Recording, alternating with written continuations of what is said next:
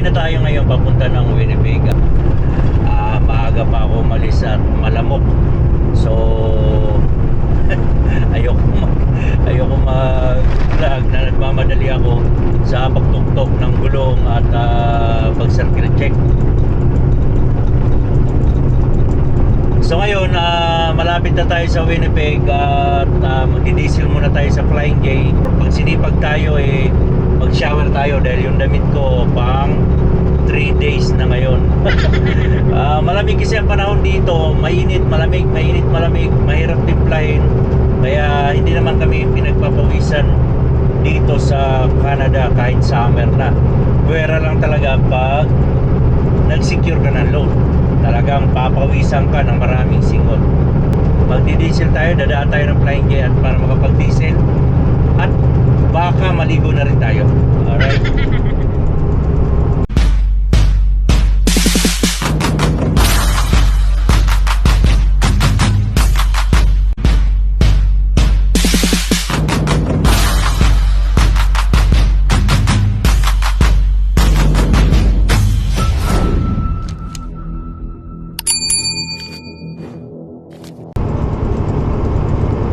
So nandito tayo ngayon sa Highway 100.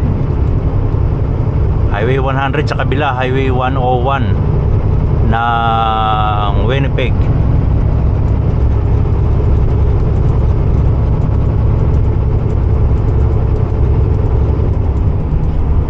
Makulimlim ang panahon pero ang temperature natin ay positive 23. Pero ang weather, makapal ang ulap. Mukhang bubuhos ang ulan dahil kanina sa boundary ng Ontario at Manitoba ay umuulan. Sana hanggang dito lang yan at sana hindi tayo abutan ng ulan habang nag-diesel.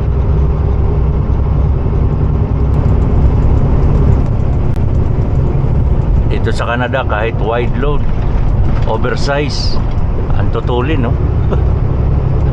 May karga siyang speedboat.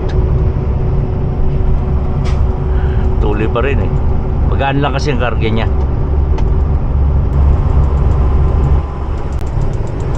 Grabe yung dilim doon, no?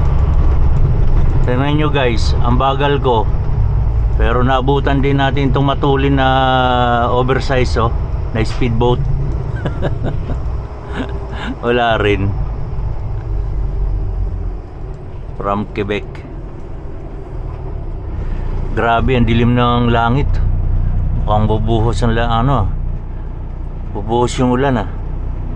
Huwag lang sana mag-hail kasi nung nakaraan nag-hail, maraming kotse na tamaan. Yung hail guys, yung yellow na bumabagsak, yun ang mahirap sisira mga kotse.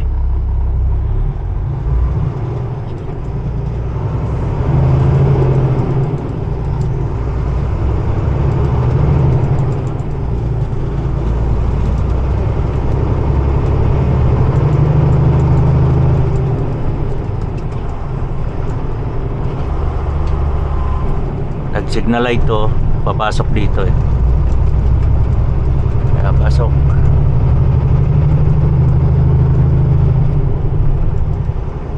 Nagbigay siya ng hazard.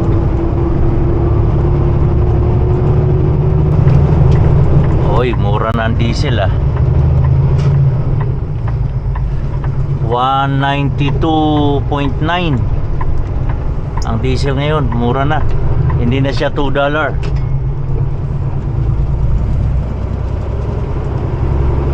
191.9 doon 192.9.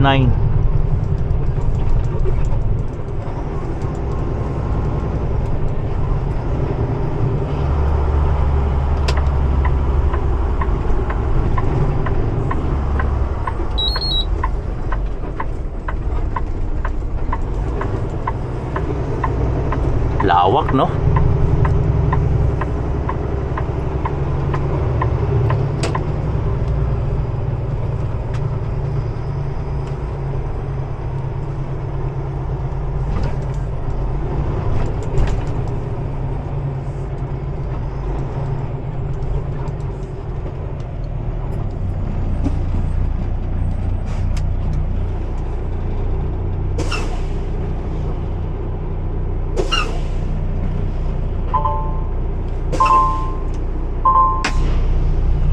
Diesel muna tayo guys.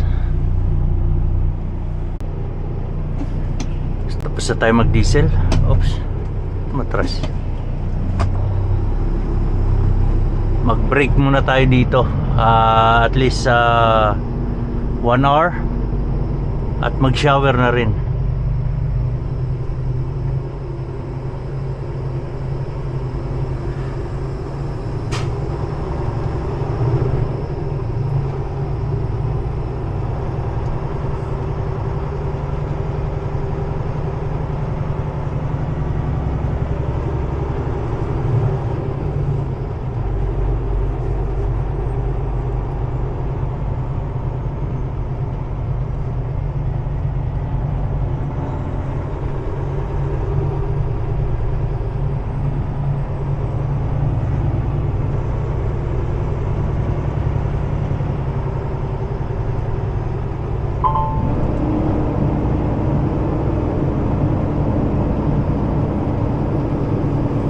Laki ng truck stop, no?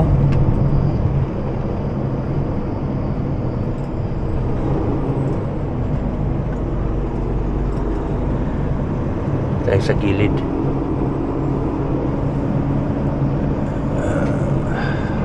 Para safe.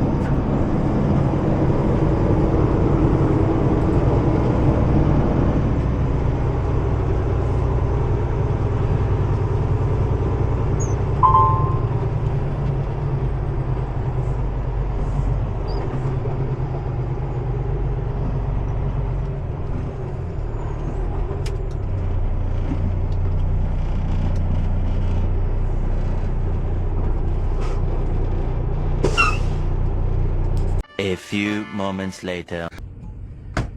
After 3 days, nakaligo rin tayo. Pang 3 days pa lang naman ngayon guys. So, basta malinis yung balbas natin nakaligo tayo niyan. Ang biyahe natin ngayon, araw na to hanggang Regina din. Bukas ulit tayo papunta ng Edmonton. So, shout out nga pala kay Kuya na nagagalit na kinumpir ko raw yung hindi naman totally galit. Wag ko na daw i-compare yung Pilipinas tsaka Canada. Hindi kuya, may nagtanong lang kasi kung ano daw mas maganda. So wala naman ako sinabing masama sa Pilipinas. Ang sinabi ko lang magulo na yung sistema ng gobyerno natin. So hindi na pinapahalagaan yung mga truck driver. Hindi maiwasan magkaroon talaga ng comparison kuya, kasi nga ibang-iba talaga yung sistema sa abroad kaysa sa atin. Then kaya nga kami nag-abroad, kaya nga marami nag-abroad kasi nga sobrang baba na talaga ng sweldo natin. Talagang tiyagaan lang talaga. So kung may pagkakataon talagang makapag-abroad, mag-abroad talaga tayo. So depende na lang talaga yan sa inyo kung gusto niyo mag-abroad o hindi. Ako nabigyan ako ng pagkakataon, kaya ako nag-abroad. So lahat ng kinikwento ko about sa sarili ko lang kuya. Wala akong kinukompare na ibang tao. Depende na lang kung may nagtanong sa akin. Pero wala. Ang kinikwento ko, nakita nyo naman sa video ko, ang kinikwento ko yung about sa buhay ko, sa pamilya ko. Pero yung about sa ibang tao, wala akong kinikwento. Yun lang, sinagot ko lang yung nagtanong na kung ano ba mas maganda, Canada o Pilipinas, dahil nga mag-abroad siya. So tinawagan siya ng agency para makapag-abroad din ng Canada. Kaya nga sabi ko, kinuwento ko na yung buong buhay ko para magkaroon siya ng comparison. So maganda pa rin talaga ang Pilipinas. I love Philippines pa rin talaga. Ang pinunta ko lang dito, nag-build ako dito para sa future ng mga anak ko. Pero pagdating ng panahon, uuwi pa rin ako ng Pilipinas. Kasi hindi talaga obra dito yung mga may edad na or matanda na sa Canada. Dahil ang weather dito, mahirapan tayo sa weather. Unlike sa atin, kahit paano makapaglakad-lakad, walang winter doon Tagulan at tag-araw, makapaglakad-lakad pa rin yung mga matatanda. So pipiliin ko pa rin ang Pilipinas. For now, future muna ng mga anak ko ang inintindi ko para sa kanila. Kasi nga darating ang time wala na rin tayo, hindi na natin kaya magtrabaho. So sinasamantala ko lang habang kaya ko pa. Ngayon darating ang panahon, ma-realize din nila kung saan din sila gusto, sa Pilipinas din ba o sa Canada. Pero dito na nga sila nag-build. Pagdating din ng panahon, pipiliin pa rin nila yung Pilipinas kasi nga mahirap tumanda dito dahil nga ang weather ang problema dito. So sa mga Canadian, yung mga taga rito, no choice na sila kasi bansa nila to. Tayong mga Pilipino, meron pang matatakbuhan Pilipinas. Kaya I love Philippines pa rin. Wala akong inaano sa Pilipinas. Masarap talaga, maganda ang Pilipinas. Yung nagpapalakad lang sa Pilipinas ang magulo, di ba? So yun. Kaya apektado tayong lahat. Tayo. Sino bang gusto mag-abroad? Mas maganda pa rin talaga sa Pilipinas, di ba? So yun lang, tatakbo na tayo. Tapos na tayo mag-break. Naka 1 hour na ako na break. Kaya let's go. Pasensya na kuya. Wala akong gusto, wala akong interest na may masaktan. Sinagot ko lang yung yung nagtanong. At ang kinikwento ko based sa sarili ko lang, wala na sa ibang tao. Okay. Pasensya na. Ayan, tatakbo na tayo. Laki talaga ng truck stop dito. Panalunin lang ako ni Lord. Panalunin lang ako ng loto, makauwi na. Magpatayo tayo ng sariling truck stop. Let's go. Seat belt number 1. Isang pump. Go.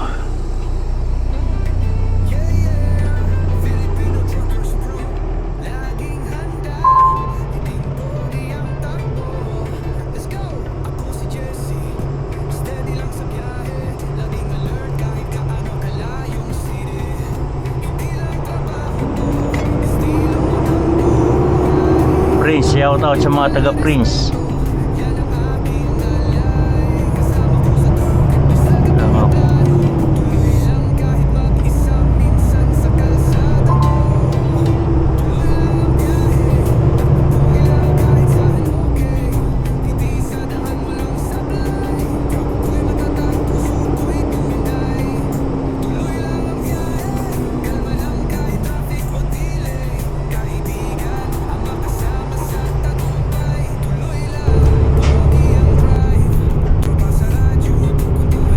Natok yata ito.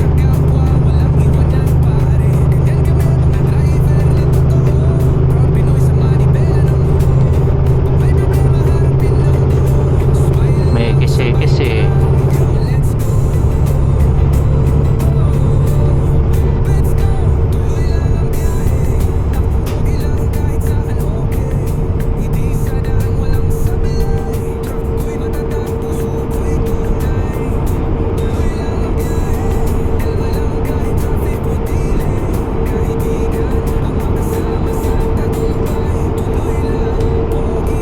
Ginantok, give way.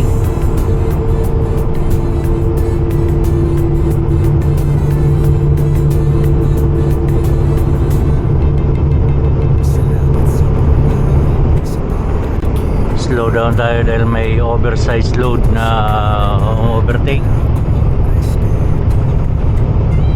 Malalaking gulong. Natuli nila. Bigyan natin ng ilaw para balik sa pwesto. Grabe no? Oversized load pero overtake.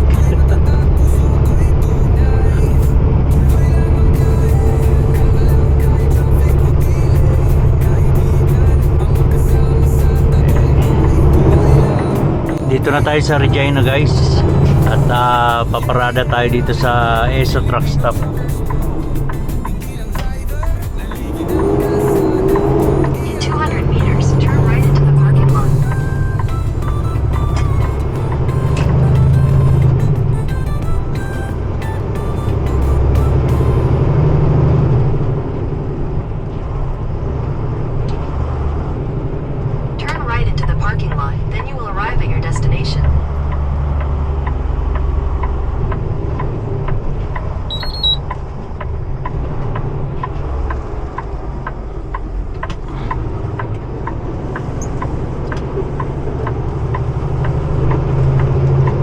malaking truck stop din itong ESO. You have arrived.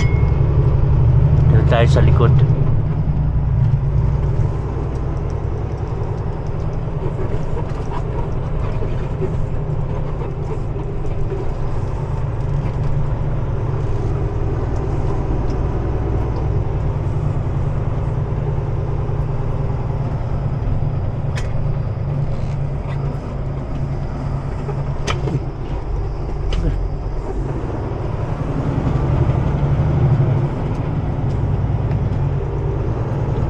Yan tayo sa may tabi ng yelo para hindi tayo maatrasan. May ilaw.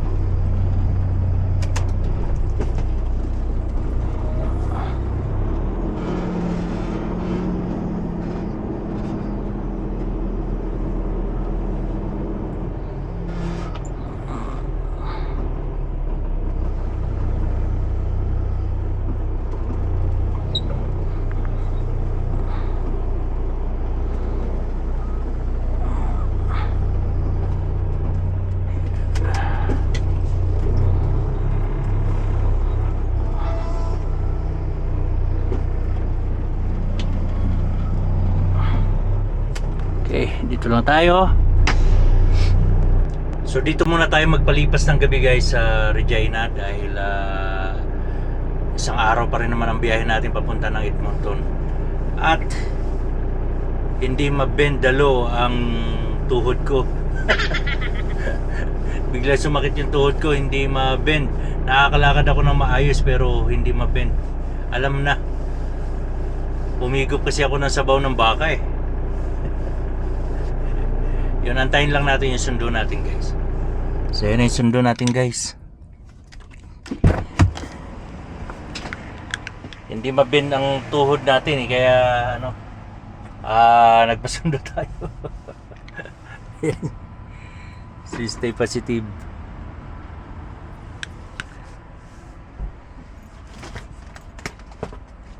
Tayo pa tubig. Ito, pasalubong. Gamot. Gamot sa paa. Na hindi na makalakad. Uy! Uy. May ano, Oakley ah. Oakley na sapatos. Bigay ko na lang kay Justin. Bigay ni Tito Don mo yan eh. Wow. Okay. Tubig. Salubong. Ito yung mga tubig. O kalakal.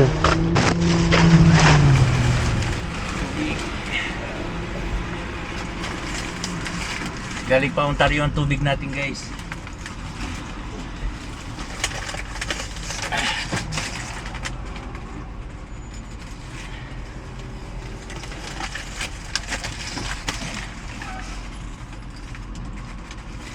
Okay. So let's go. Hindi mabaluktot yan. Hindi mabaluktot yung tuhod ko eh. Daan daw natin yung ano, gamot sa shoppers. Shoppers. Oo. Buti nakauwi na si Justin. Hindi, ano, gamit ni Mami yung ito.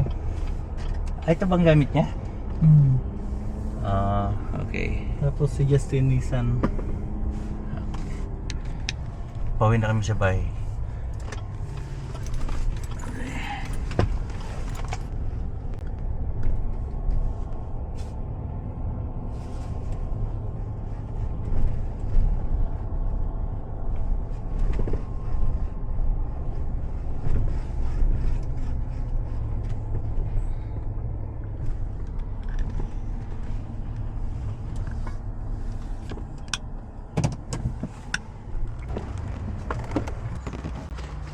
So, nandito na tayo ngayon sa bahay guys at dito tayo magpalipas ng gabi. At bukas na ulit tayo tatakbo. Ayan. dala akong sapatos para kay Justin. Bumili kami ng fluorescent.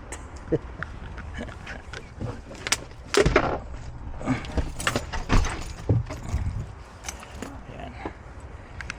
So hanggang dito na lang tayo. Ingat-ingat. See you tomorrow.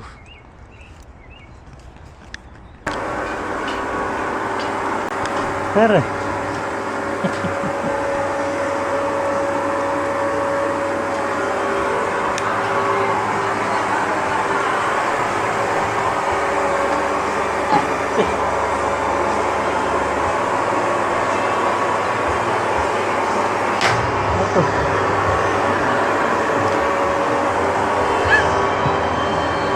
Shout out.